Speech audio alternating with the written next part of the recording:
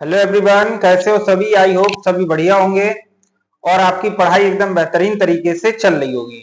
जैसा कि हमें दिख रहा है, हमारा 10th क्लास का फर्स्ट चैप्टर स्टार्ट होगा आज, जिसका नाम है प्रकाश का परावर्तन तथा अपवर्तन। ठीक है, शुरुआत से हम इसमें सभी चीजें पढ़ेंगे कि प्रकाश क्या है, प्रकाश के क्या क्या गुण हो सकते हैं। ठीक है, प्रकाश के आधार पर वस्तुएं कितने प्रकार की होती हैं, दीप्त वस्तुएं क्या है, अदीप्त वस्तुएं क्या है, प्रकाश पुंज क्या है। ठीक है, इसके साथ साथ प्रकाश पुंज के प्रकाश प्रकार पढ़ेंगे कि समांतर प्रकाश पुंज क्या है, अभिसारी प्रकाश पुंज क्या है और अपसारी प्रकाश पुंज क्या है। इन चीजों के बारे में आज हम पूरा डिटेल में पढ़ेंगे। तो सबसे पहली चीज यहाँ पे हमें सबसे पहली चीज क्या पता हो, सबसे पहली चीज पता हो कि प्रकाश क्या है। तो पहले तो हम इन चीज के बारे में समझेंगे, इसके बाद हम लिखेंगे कि प्रकाश क्या है, फिर इसके बारे में हम लिखेंगे। देखो इधर प्रकाश क्या होता है। प्रकाश जो है वो एक ऊर्जा है। प्रकाश जो है वो क्या, एक ऊर्जा है और ये हमें नहीं दिखाई देता है। कौन नहीं दिखाई देता है? प्रकाश हमें नहीं दिखाई देता है। इसकी सहायता से हमें क्या दिखाई देती है? वस्तुएं दिखाई देती हैं। अभी इसमें लाइट जल रही है, प्रकाश है यहाँ पे, तो हमें ये वस्तुएं दिख रही हैं। लाइट ये प्रकाश खत्म हो जाए यहाँ तो वस्तुएं दिखना हमें बंद हो जाए। क्या हमें प्रकाश दिख रहा है? यहाँ पे नहीं दिख रहा है।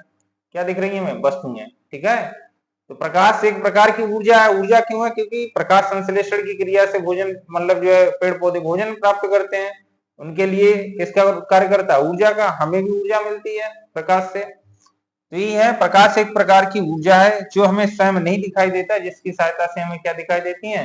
वस्तुएं दिखाई देती हैं। और प्रकाश के आधार पर वस्तुएं दो प्रकार की होती है, एक होती है दीप्त वस्तुएं और एक होती है अदीप्त वस्तुएं। जो वस्तुएं प्रकाश उत्पन्न करती हैं, खुद प्रकाश उत्पन्न करती हैं, वो कौन सी वस्तुएं बोली जाती हैं? दीप्त वस्तुएं। जैसे जैसे सूर्य हो जाएगा, जलती हुई मोमबत्ती हो जाएगी, समझ में।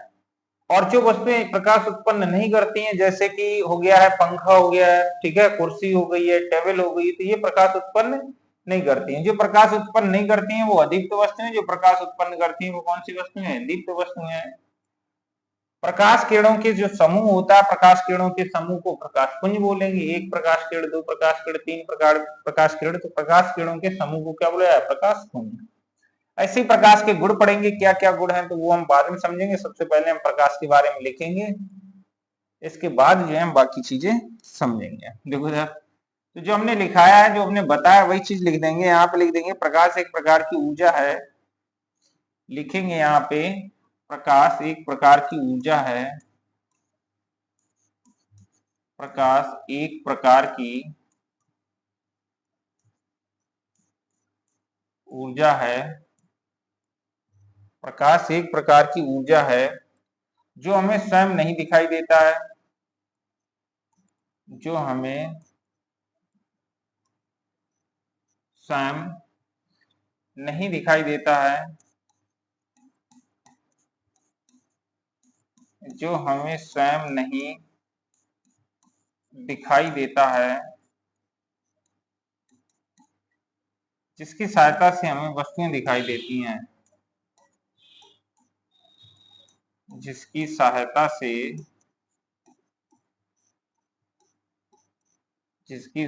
से हमें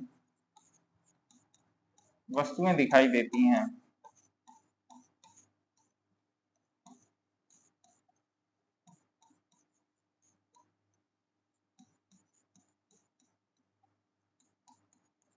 प्रकाश क्या, एक प्रकार की ऊर्जा है जो हमें स्वयं नहीं दिखाई देता है, जिसकी सहायता से हमें क्या दिखाई देती हैं? वस्तुएं दिखाई देती हैं। सेकंड पॉइंट यहाँ पे लिखेंगे प्रकाश के गुण। तो यहाँ पे हेडिंग लिख देंगे प्रकाश के गुण। क्या क्या हो जाएंगे प्रकाश के गुण? देखो इधर, पहले हम प्रकाश के गुण के बारे में समझेंगे एक एक करके, फिर इसके बाद जो है प्रकाश के गुण जो है हम लिखेंगे। प्रकाश का गुण यही हो जाएगा कि प्रकाश जो है, ये हमें पहला गुण यही हो जाएगा, ये हमें नहीं दिखाई देता है, इसकी सहायता से हमें क्या दिखाई देती है? वस्तुएं दिखाई देती हैं। पहला तो गुण ये हो जाएगा। दूसरा गुण ये हो जाएगा, प्रकाश एक वैद्युत चुंबकीय तरंग है। प्रकाश कैसी तरंग है? प्रकाश एक वैद्युत चुंबकीय तरंग है। अब वैद्युत चुंबकीय तरंग क्या होता है? तरंग वो होता है वैद्युत चुंबकीय तरंग जिससे चलने के लिए किसी माध्यम की आवश्यकता नहीं होती। तो प्रकाश के चलने के लिए किसी चीज की जरूरत नहीं होती कि वायु होगी तभी वायु के माध्यम से आएगा, कोई रस्सी होगी, ऊपर से रस्सी नीचे डाली, सूरज से नीचे जो है रस्सी डाले तो रस्सी से आता हुआ है, समझ में। किसी भी पदार्थ की इसे आवश्यकता नहीं है। ऊपर से अपने आप आएगा, किसी माध्यम की जरूरत नहीं है। और जिन तरंगों के जिनके लिए माध्यम की जरूरत नहीं होती उन तरंगों को क्या बोला जाता है? वैद्युत चुंबकीय तरंग है। तो प्रकाश जो एक वैद्युत चुंबकीय तरंग है और वैद्युत चुंबकीय तरंग अनुप्रस्थ होती है और अनुदैर्घ्य होती है, तो ये अनुप्रस्थ तरंग है। प्रकाश एक वैद्युत चुंबकीय तरंग है और अगर हमसे पूछ दिया जाए कि वैद्युत चुंबकीय तरंग में कौन सी तरंग है, इसकी कैसी प्रकृति होती है? अनुप्रस्थ प्रकृति होती है। ठीक है, दूसरा हो गया। तीसरा हो जाएगा, इसकी जो तरंग दैर्घ्य है वो 3900 एंगस्ट्रॉम से 7800 एंगस्ट्रॉम है। इसकी जो तरंग दैर्घ्य है वो कहां से कहां तक है? 3900 एंगस्ट्रॉम से लेकर के 7800 एंगस्ट्रॉम है। अब ये तरंग दैर्घ्य क्या हमने बताया है कि प्रकाश जो किसके रूप में चलता है? तरंग के रूप में। और तरंग ऐसे चलती है सुरंग और गर्त के रूप में। ये सुरंग होता है, ये सुरंग है, जो उठा हुआ भाग है सुरंग है, जो दबा हुआ भाग है वो क्या है? गर्त है। तो जो सुरंग से सुरंग के बीच की दूरी, दो क्रमागत सुरंग अथवा दो क्रमागत गर्त के बीच की दूरी क्या बोली जाती है? तरंग दैर्घ्य। तो इसकी जो तरंग दैर्घ्य जो है वो कहां से कहां कितनी कितनी हो सकती है? 3900 एंगस्ट्रॉम से लेकर के 7800 एंगस्ट्रॉम। और एक एंगस्ट्रॉम जो होता है वो होता है 10 की पावर माइनस का 10 मीटर, यानी बहुत सूक्ष्म दूरी होती है। ये कैसी दूरी होती है? बहुत सूक्ष्म दूरी होती है। तो यही चीज लिख देंगे, प्रकाश की जो तरंग दैर्घ्य होती है वो कितनी होती है? 3900 एंगस्ट्रॉम से 7800 एंगस्ट्रॉम। यह एक वैद्युत चुंबकीय तरंग है और इसकी प्रकृति कैसी होती है? अनुप्रस्थ होती है। ये हमें स्वयं नहीं दिखाई देता, इसकी सहायता से हमें वस्तुएं दिखाई देती हैं। ठीक है, इसके बाद इसमें हमें क्या लिखना है? इसके बाद हमें इसमें ये लिखना है कि जो प्रकाश है वो कितनी स्पीड से चल सकता है। तो वायु या निर्वात में ये जाता है 3 गुणे 10 की पावर 8 मीटर पर सेकंड, यानी कि एक सेकंड में कितना मीटर जाता है? 3 गुणे 10 की पावर 8 मीटर। कहां पर जाता है? वायु या निर्वात में, जहां पे वायु हो या जहां पे वायु उपस्थित ना हो, निर्वात हो। और किसी माध्यम में, जैसे कांच हो गया, कांच के बाद हीरा हो गया, जल हो गया, तो अन्य दूसरे माध्यम में इसकी चाल जो है इससे क्या होगी? कम होगी। और भी गुण हो जाएंगे। प्रकाश में परावर्तन होता है, प्रकाश में अपवर्तन होता है, और एक और याद रखना, प्रकाश जो है वो 7 रंगों का मिश्रण है। जो सूर्य से प्रकाश प्राप्त होता है वो कितने रंगों का मिश्रण होता है? 7 रंगों का मिश्रण होता है। यही चीजें यहाँ पे हम लिख देंगे, इनके गुण में यहाँ पे लिख देंगे प्रकाश के निम्नलिखित गुण हैं, जो हमने अभी बताए हैं यही लिख देंगे। प्रकाश के निम्नलिखित गुण हैं, निम्नलिखित गुण हैं। क्या क्या गुण हो जाएंगे? इसके सभी गुण लिख देंगे। सबसे पहला, प्रकाश स्वयं नहीं दिखाई देता है। यहाँ पे लिखेंगे यह स्वयं नहीं दिखाई देता है। पहला लिखेंगे यह स्वयं नहीं दिखाई देता है।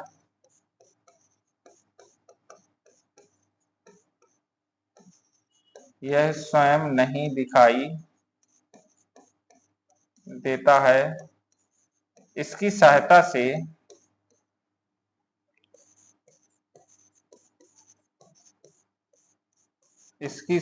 से वस्तुएं दिखाई देती हैं।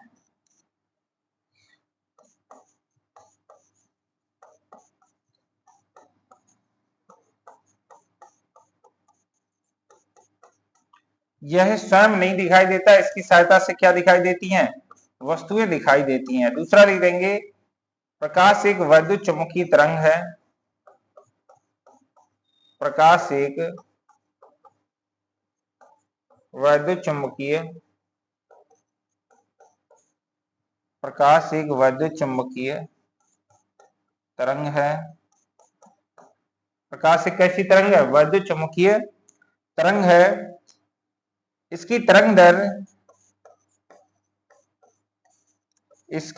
दैर्घ्य जब ये तरंग है और तरंग की तरंग दैर्घ्य भी होगी, इसकी तरंग दैर्घ्य 3900 एंगस्ट्रॉम से 7800 एंगस्ट्रॉम तक होती है। इसकी तरंग दैर्घ्य जो है वो कहां से कहां तक होती है? 3900 एंगस्ट्रॉम से लेकर के 7800 एंगस्ट्रॉम तक होती है। और एक और चीज लिख देंगे, एक एंगस्ट्रॉम जो होता है वो होता है 10 की पावर माइनस का 10 मीटर। एक एंगस्ट्रॉम में कितना मीटर होता है? एक एंगस्ट्रॉम में होता है 10 की पावर माइनस का 10 मीटर। ये 3 पॉइंट लिख गए हैं। अगला पॉइंट हम लोग और लिखेंगे यहाँ पे,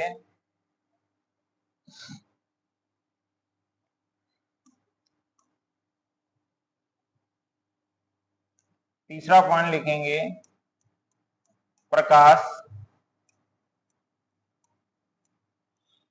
की वायु या निर्वात में चाल, प्रकाश की वायु या निर्वात में चाल, प्रकाश की वायु या निर्वात में चाल कितनी होती है?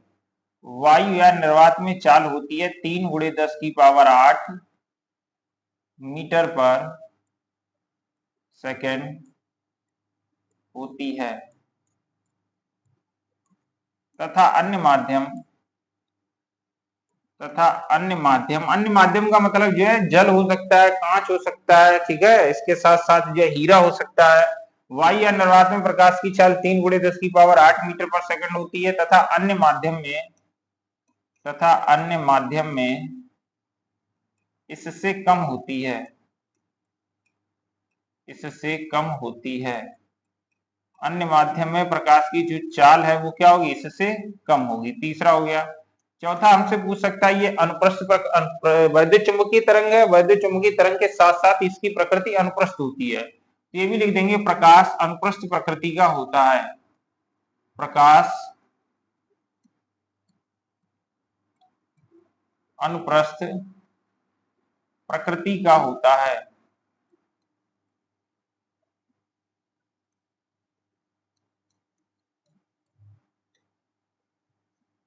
प्रकाश जो है वो कैसी प्रकृति का होता है? अनुप्रस्थ प्रकृति का होता है। ये भी हमसे 1 नंबर पूछ सकता है, प्रकाश की प्रकृति कैसी होती है? अनुदैर्घ्य होती है, अनुप्रस्थ होती है। तो ये चीज याद रखना, प्रकाश की जो प्रकृति होती है वो कैसी होती है? होती है अनुप्रस्थ प्रकृति, ठीक है। इसके बाद लिख देंगे प्रकाश 7 रंगों का मिश्रण होता है। प्रकाश 7 रंगों का, ये भी लिख देंगे, मिश्रण होता है। जो सूर्य से प्राप्त प्रकाश होता है वो कितने रंग होते हैं? प्रकाश 7 रंगों का मिश्रण होता है। प्रकाश कितने रंगों का मिश्रण होता है? प्रकाश जो है वो 7 रंगों का मिश्रण होता है, ठीक है। अगला लिखेंगे हम प्रकाश में परावर्तन तथा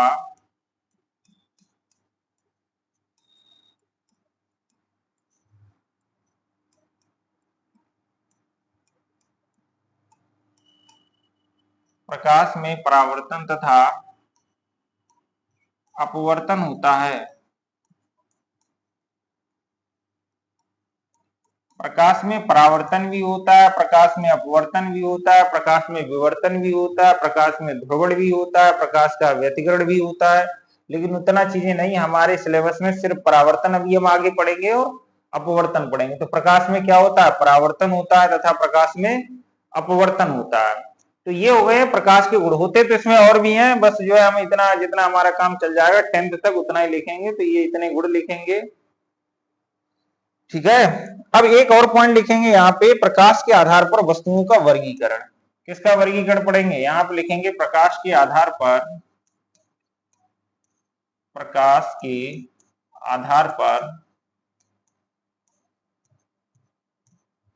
वस्तुओं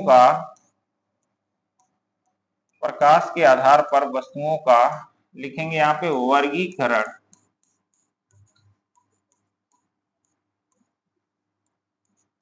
प्रकाश के आधार पर वस्तुओं का वर्गीकरण देखेंगे। प्रकाश के आधार पर वस्तुओं का वर्गीकरण क्या होता है? प्रकाश के आधार पर वस्तुएं कितने प्रकार से वर्गीकृत की गई हैं? प्रकाश के आधार पर वस्तुएं 2 प्रकार से वर्गीकृत की गई हैं। एक होती है दीप्त वस्तुएं और एक कौन सी होती है? अदीप्त वस्तुएं। तो ये चीज लिख देंगे, प्रकाश के आधार पर वस्तुएं निम्न 2 प्रकार से वर्गीकृत की गई हैं। कौन कौन सी होती हैं? दीप्त वस्तुएं।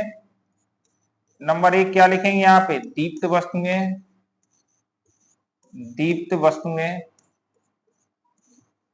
और दूसरी क्या होती है? दूसरी होती है अदीप्त वस्तुएं। तो दीप्त वस्तुएं हमने बताया था, जो वस्तुएं स्वयं प्रकाश उत्पन्न करती हैं वो दीप्त है, और जो प्रकाश उत्पन्न नहीं करती हैं वो अदीप्त है। सीधी सी बात है, ठीक है, इसमें कोई ज्यादा बड़ी चीज है नहीं समझने वाली। तो लिखेंगे वे वस्तुएं जो स्वयं प्रकाश उत्पन्न करती हैं, वे वस्तुएं जो स्वयं प्रकाश उत्पन्न करती हैं दीप्त वस्तुएं कहलाती हैं। दीप्त वस्तुएं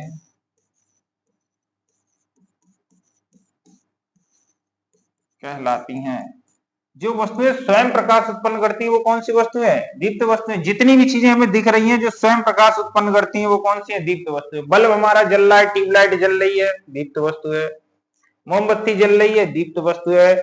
सूर्य प्रकाश दे रहा है, दीप्त वस्तु है। तारे प्रकाश उत्पन्न कर रहे हैं, दीप्त वस्तु है। तो जो प्रकाश उत्पन्न कर रहा है वो दीप्त वस्तु है। लिख देंगे यहाँ पे जैसे, जैसे लिख देंगे यहाँ पे सबसे पहला उदाहरण हो जाएगा सूर्य हो जाएगा, ठीक है।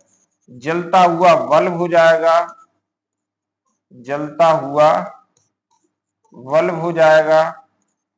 जलता हुआ बल्ब के साथ जो है क्या हो जाएंगे? तारे हो जाएंगे आदि करके लिख देंगे। हमारी जलती हुई टॉर्च भी हो जाएगी, ठीक है। तो इसमें तो बहुत सी बड़ी चीज है नहीं समझने वाली, जो ना समझ में आए। इतने तो समझदार हो ही सब लोग। अगली हेडिंग लिखेंगे यहाँ पे अदीप्त वस्तुएं। अदीप्त वस्तुएं, इसमें भी बहुत बड़ी चीज नहीं है जो प्रकाश उत्पन्न नहीं करती हैं। कुर्सी हो गई, टेबल हो गई, मेज हो गई, समझ में आया। तो ये सब क्या अदीप्त है जो प्रकाश उत्पन्न नहीं करती हैं। तो ये चीज लिख देंगे वे वस्तुएं, वे वस्तुएं जो स्वयं, वे वस्तुएं जो स्वयं प्रकाश उत्पन्न, वे वस्तुएं जो स्वयं प्रकाश उत्पन्न नहीं करती हैं, वे वस्तुएं जो स्वयं प्रकाश उत्पन्न नहीं करती हैं अदीप्त वस्तुएं कहलाती हैं। अदीप्त वस्तुएं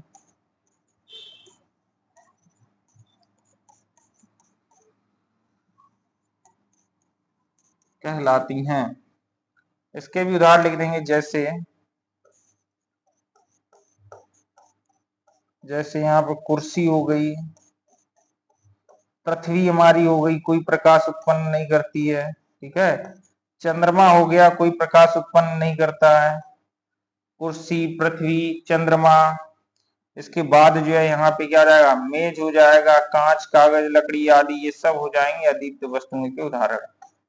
ये कौन सी वस्तुओं के उदाहरण हो जाएंगे? अदीप्त वस्तुओं के उदाहरण हो जाएंगे। ये सब जो है किस कौन सी वस्तुओं के उदाहरण है? अदीप्त वस्तुओं के उदाहरण है, ठीक है।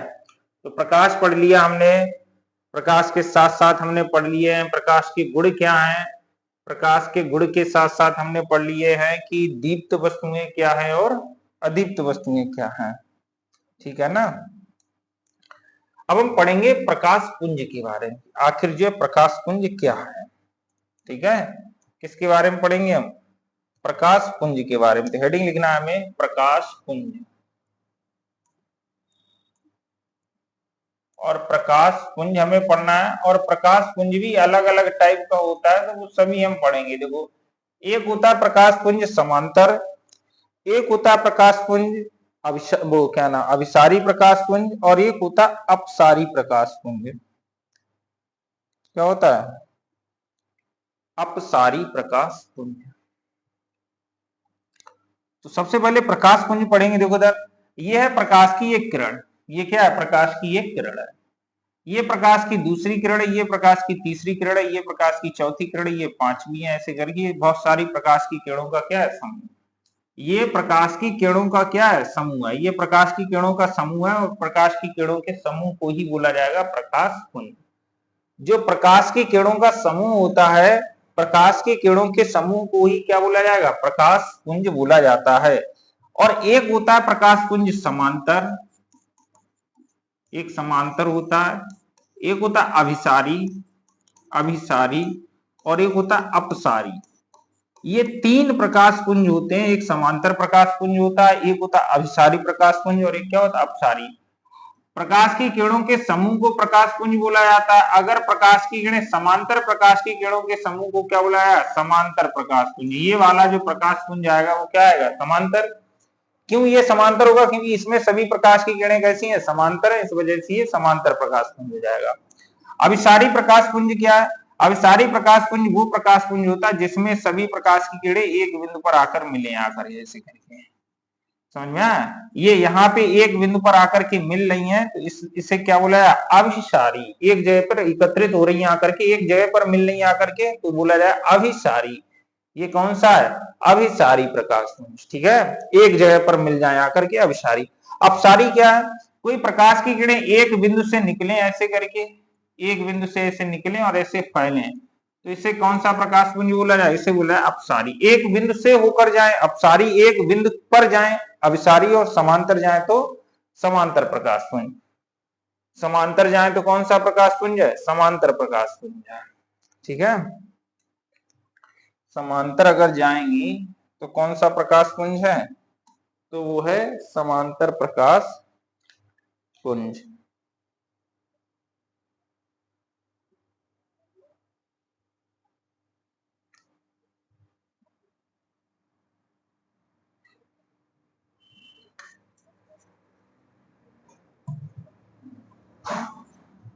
लिखेंगे समांतर प्रकाश पुंज। आप लिखेंगे प्रकाश की किरणों के समूह को, प्रकाश किरणों के समूह को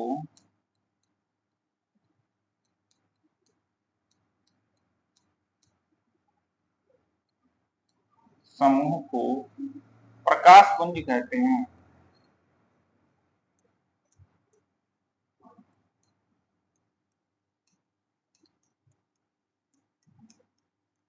प्रकाश किरणों के समूह को क्या बोला जाता है? प्रकाश पुंज कहते हैं। यह निम्न प्रकार का होता है, यह निम्न 3 प्रकार का होता है, ऐसे लिख देंगे।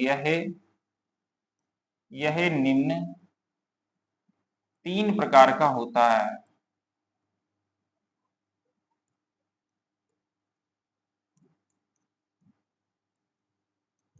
यह निम्न 3 प्रकार का होता है। देखो कौन कौन सा होता है। नंबर 1 होता है समांतर प्रकाश पुंज। आप लिख देंगे, सबसे पहली अड़ी लिखेंगे समांतर प्रकाश पुंज।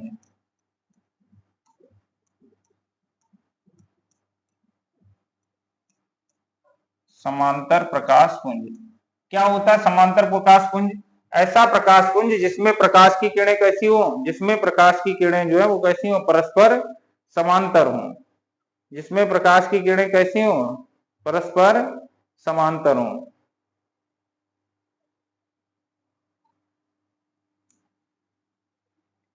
ऐसा प्रकाश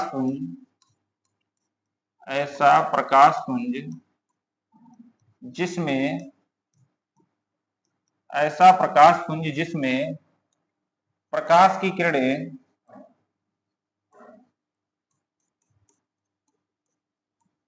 ऐसा प्रकाश पुंज जिसमें प्रकाश की किरणें परस्पर समांतर हों, परस्पर समांतर हों, समांतर प्रकाश पुंज कहलाता है।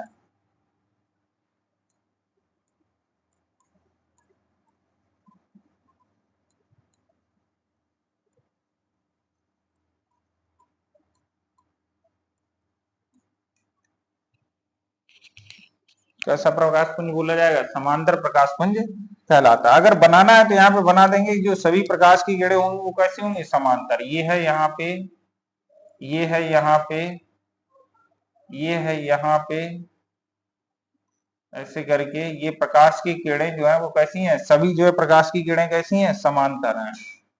इस वाले प्रकाश पुंज को कौन सा प्रकाश पुंज बोला जाएगा? समांतर प्रकाश पुंज। इस प्रकाश पुंज को क्या बोला जाएगा? समांतर प्रकाश पुंज कहते हैं। तो लिख देंगे ये हो जाएगा समांतर प्रकाश पुंज। क्यों? इसमें सभी प्रकाश की किरणें कैसी हैं? समांतर है, इसी वजह से इसे बोला जाए समांतर प्रकाश पुंज। दूसरा यहाँ पे लिखेंगे अभिसारी प्रकाश पुंज। अभिसारी प्रकाश पुंज,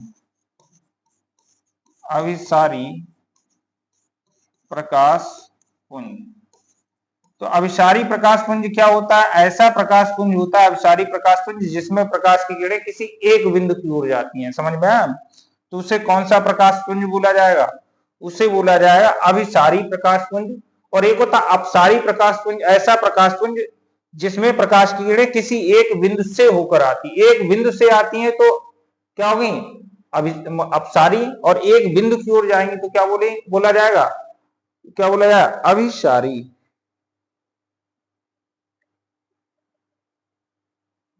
अभिसारी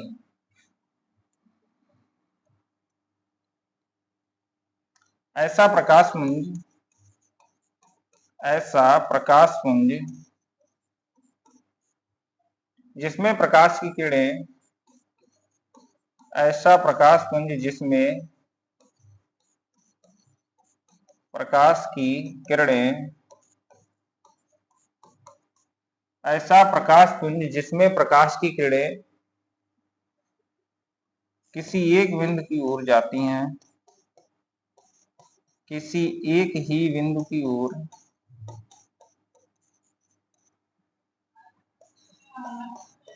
ओर जाती हैं, अभिसारी प्रकाश पुंज कहलाता है।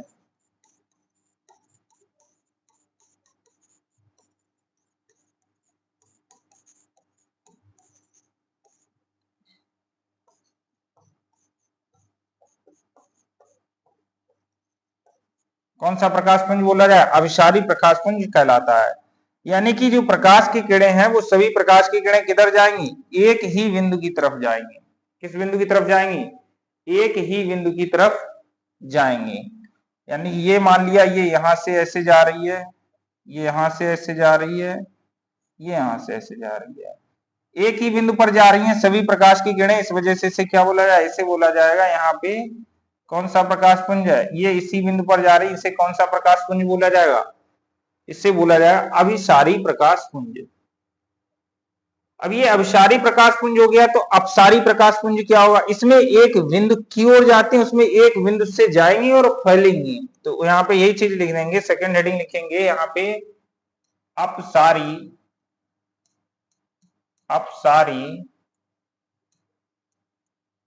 प्रकाश पुंज। अपसारी प्रकाश पुंज क्या है? ऐसा प्रकाश पुंज जिसमें प्रकाश की किरणें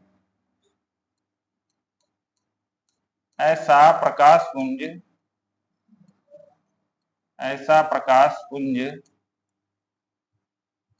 जिसमें प्रकाश की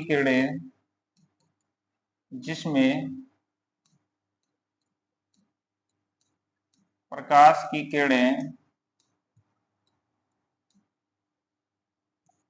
ऐसा प्रकाश पुंज जिसमें प्रकाश की किरणें किसी एक बिंदु से जाती हैं, किसी एक बिंदु से जाकर फैलती हैं,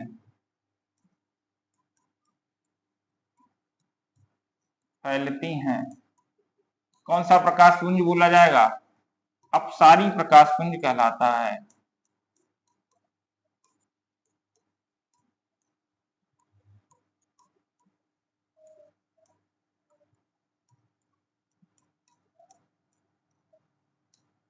कौन सा प्रकाश पुंज बोला जाए? अपसारी प्रकाश पुंज कहलाता है। देखेंगे अपसारी प्रकाश पुंज क्या, ये एक बिंदु है, एक बिंदु से जाएंगे फैलेंगे जाके, ये यहाँ पे एक बिंदु पर गई हैं, ये एक बिंदु से वो एक बिंदु से जा रही है ना, एक बिंदु से जा रही है, एक ये निकल गई ऐसे, एक ये निकल गई ऐसे, मतलब किसी एक बिंदु से जाएंगी और फैलेंगी जाके। ठीक है, तो इसे कौन सा प्रकाश पुंज बोला जाए? जरूरी नहीं 3 दिखाओ, और भी हम किरणें दिखा सकते हैं ऐसे करके, बस एक बिंदु से जाएंगी और एक बिंदु से कैसी होंगी? फैलती हुई जाएंगी। तो इसे बोला जाएगा अपसारी प्रकाश पुंज।